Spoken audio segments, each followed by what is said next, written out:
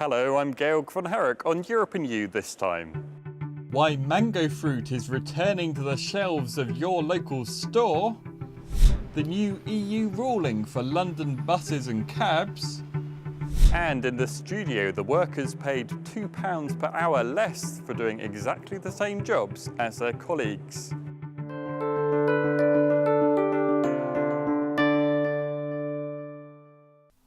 Genetically modified crops could be grown in the UK following a vote in the European Parliament. The EU has the power to authorise genetically modified products, but the process has been stalled by opposition in some countries like Austria, who are against GM. Now, under a new deal, the EU will oversee permission for product safety, and then the government can decide whether or not to give the go-ahead to local planting. Scotland and Wales have pledged to stay GM-free, but the government is keen for GM to be developed in England. Conservative MEP Vicky Ford believes it could lead to increased food production and keep food prices down. I'd like to see an ability to say, this crop is good, it can't cross-contaminate the traditional varieties, it's low risk, it's got all these, but let's approve that one. Not all of them, so not blanket bans, but not blanket approvals, a science-led solution. I find that that's going to actually stop us using chemicals and pesticides. So if we can have wheat that is resistant to aphids, then we don't have to spray and the bees are happy to go around and feed on the wildflowers.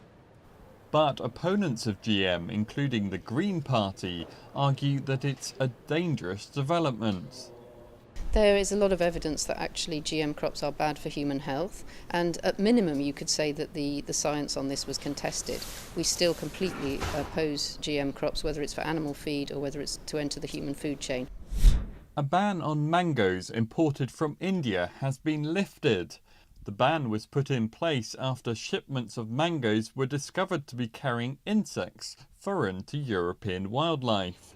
Now the EU says standards have improved enough for the market to reopen. Labour MEP Nina Gill has been lobbying the European Commission to help India improve its systems, so that her constituents are not left without the fruit. She says the Alfonso mangoes are a popular delicacy. Especially for very many restaurateurs, it was a big issue. So I had so many people contact me to say, look, this is a really big issue for us. We need this mango ban lifted. And of course the price of mangoes went so high that the few mangoes that were coming through, and that most people couldn't afford to enjoy them. So I'm really glad that the ban has been lifted. Still to come. London buses in the fast lane. Well, almost. And a new MEP and a first defection. The latest changes to Britain's MEPs.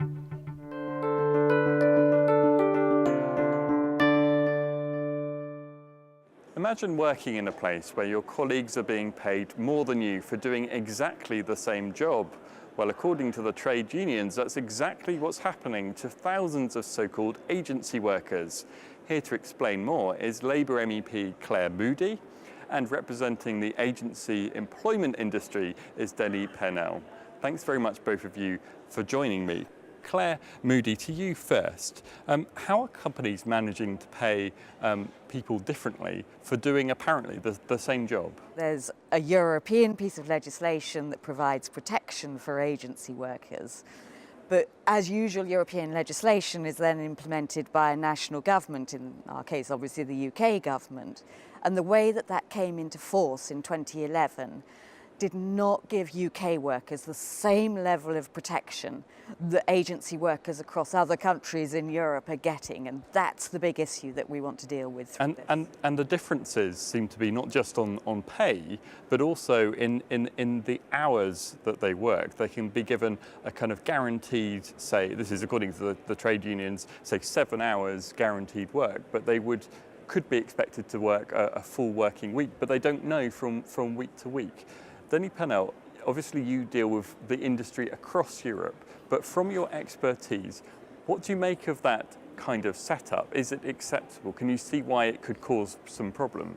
Clearly, the directive provides for equal treatment for agency workers, meaning an agency worker should be paid the same amount of money as the comparable worker in the user companies. So that's the rule. And it was up to member states indeed to implement this directive into national regulation. Nothing prevents the member state to go beyond the minimum requirements. But again, it's up to the UK government to make that decision. But again, I mean, I don't know about this example, but if you have the case where an agency worker is being paid less than the comparable worker in the user companies, this is either because there had been an agreement between social partners in the UK, unions and employers, or because he has or she has a permanent contract with the agency. Would you see that as ethical, that companies are doing that? It may be within the rules, they're not breaking any laws, but is it ethical to be paying workers differently for doing exactly the same job? Well, first of all, I mean, you should ask the ethical question to the social partners who negotiate these agreements, but okay, that's another discussion. You could have some fair reasons for paying different levels. For instance, looking at the seniority of the worker.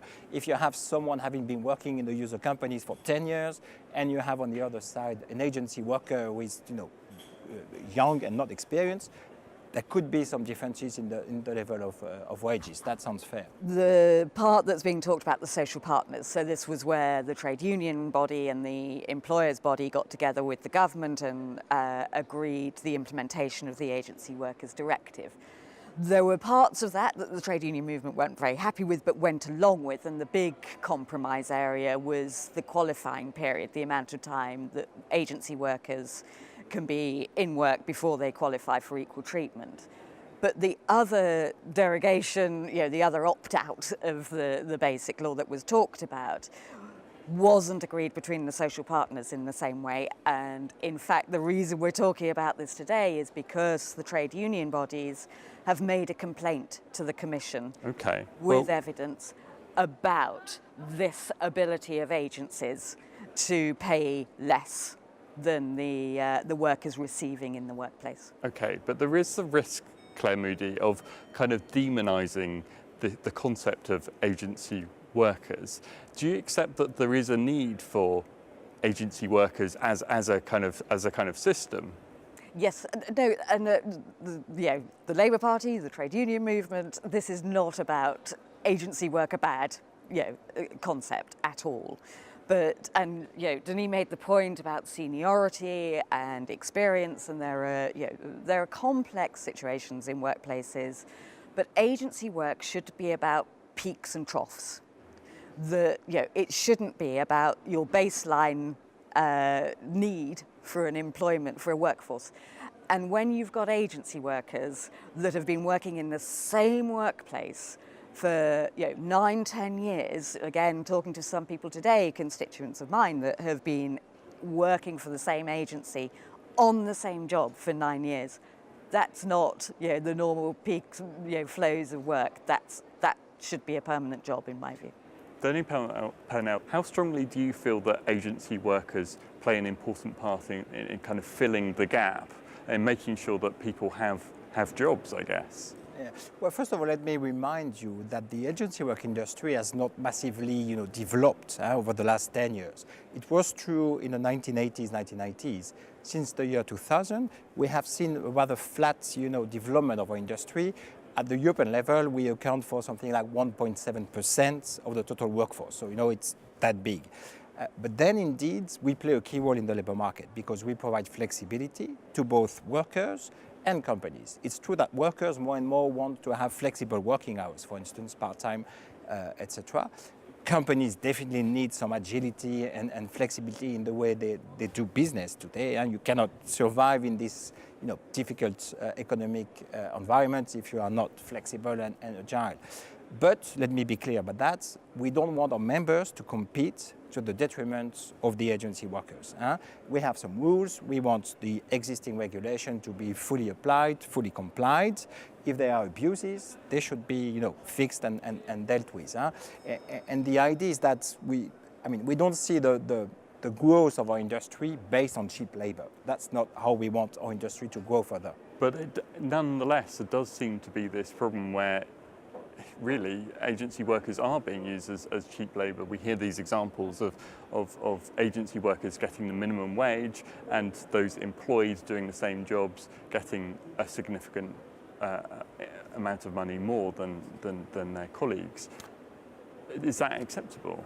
Well, no, it's not. If laws are being, broken, it should not be acceptable. Sanctions should be taken. But that seems to be using the European law the way it's been implemented, at least in the UK, and it is different in different European countries. Yeah, absolutely. That's the principle of directives which are being transposed at the national level. So we should not look at the directive at the EU level, but really the way it was transposed at the national level.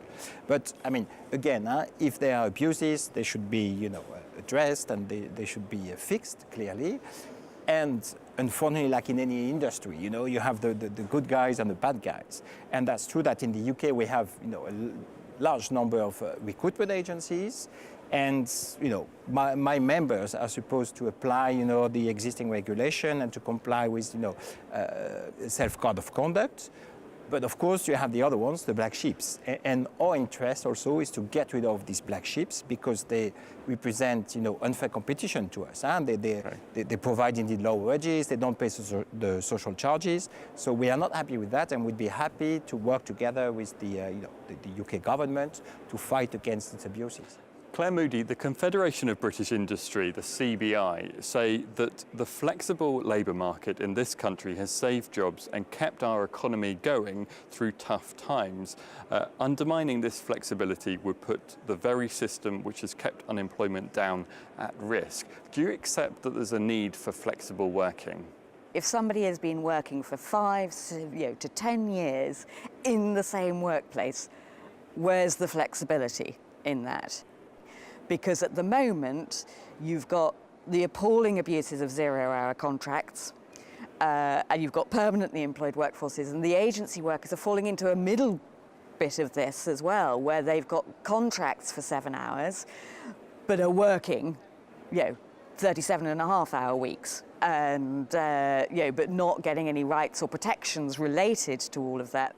There do seem to be some problems with the law in different countries, and I guess it's not just unique to the UK, but we have been talking about the UK example.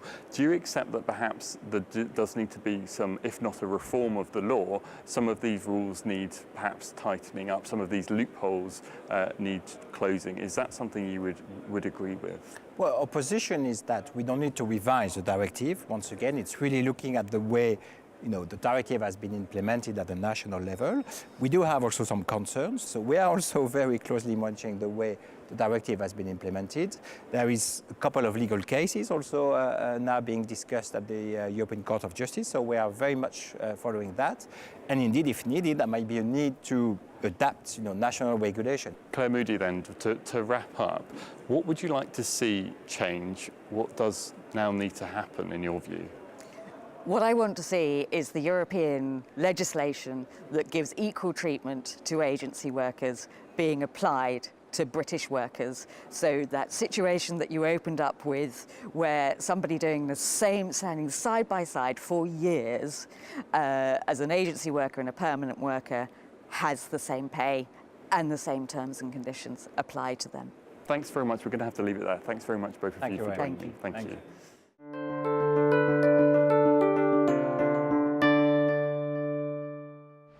London's iconic black cabs can use bus lanes without breaking the law, an EU court has ruled.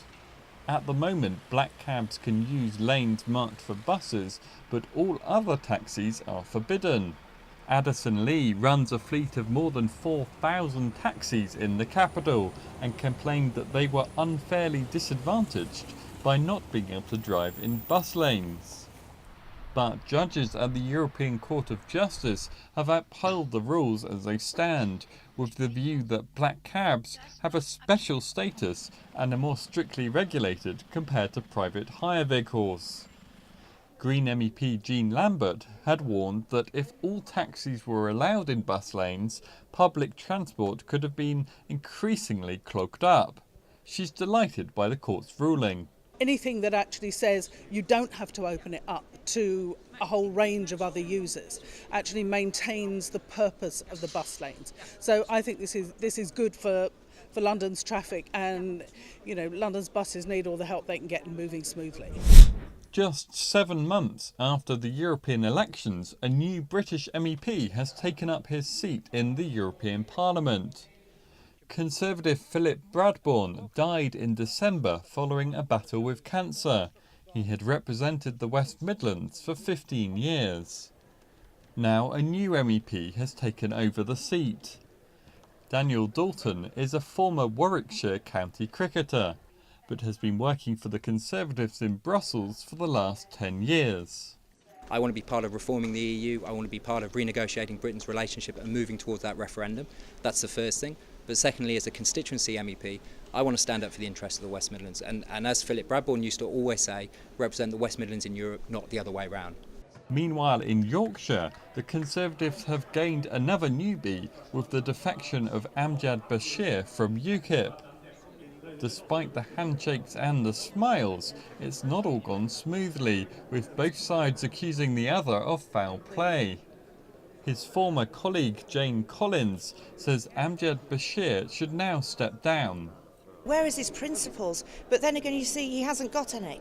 Because when we became MEPs, we signed to say that if we left the party, we would then resign as MEPs. I'm calling on Mr Bashir to be honourable and resign. He's not going to be honourable, he never has been. You've been watching Europe and You. For more UK stories in Europe, take a look at our website, follow us on Facebook and Twitter, and download our app from iTunes. Thanks for watching. Until the next time, goodbye.